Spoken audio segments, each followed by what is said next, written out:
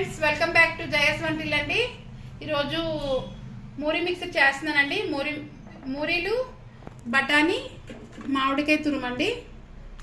ఈ మూడిట్లతో చేస్తున్నానండి.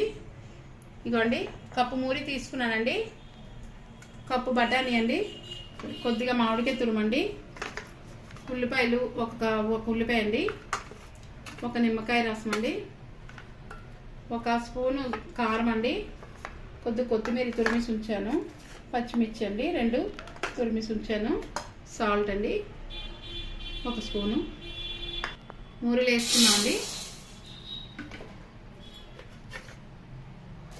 బఠానీ వేస్తున్నాను,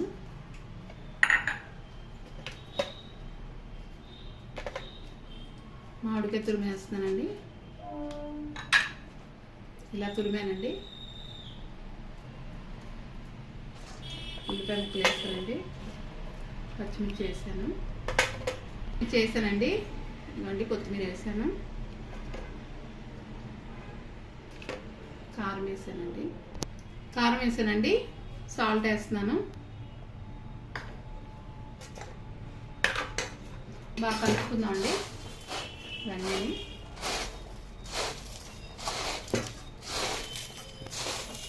ఇలా బాగా కలపాలండి. మనం మామిడికాయ తురుము వేసాం కదండి, దానివల్ల మనం టమాటా వాడము. ఆల్రెడీ టమాటాతో మూరి మిక్చర్ చేశానండి, ఇంతకుముందు ఉంది మన వీడియోలో. ఇప్పుడు మనం బఠానీ మామిడి తురుము వేసాం కదా వెరైటీగా.